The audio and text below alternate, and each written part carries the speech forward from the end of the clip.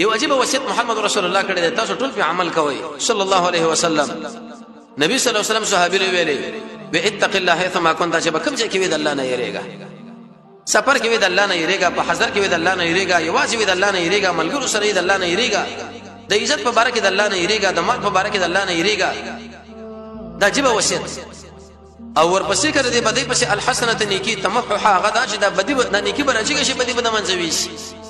چې کله درنه ګناه شو متشد برکات منځوکا.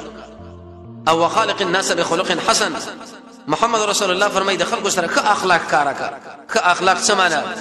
که څوک در باندې ظلم کوي ته سره ظلم مکوا، که څوک در باندې شل رحمینه قطع کوي ته سره بالا. کیسه اخلاق دې ته ویل شي ته چې په ځای کې موجودي خلک خوشاله، ته چې کله لاړې داخله خپشي ته پرشه بده چې ستاره کیسه اخلاق.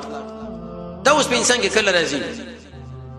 حیا په ځان کې پیدا کا، تواضع په ځان کې پیدا کا، صدق په ځان کې پیدا کا، ظاهر او باطن برابرې دل. رأفت د توري په ځای کې تور او د قلم په ځای کې قلم، صبر په ځان کې پیدا کا، مجاهدی کوا، دعاګانې غواړه، د محمد رسول الله د ملګرو اکرام زړه کې پیدا کا. صحابه زمونږ مشران دي، دغه په نقشه باندې روان شه، بدګماني نه مکوا، د حسد نه ځان ساته، دروغ نه ځان ساته، بے پیدي کارونه نه ځان ساته. دا کارونه چې کله وکړه تا کې الله کې است اخلاق پیدا کی دي ته ویل شي ادب.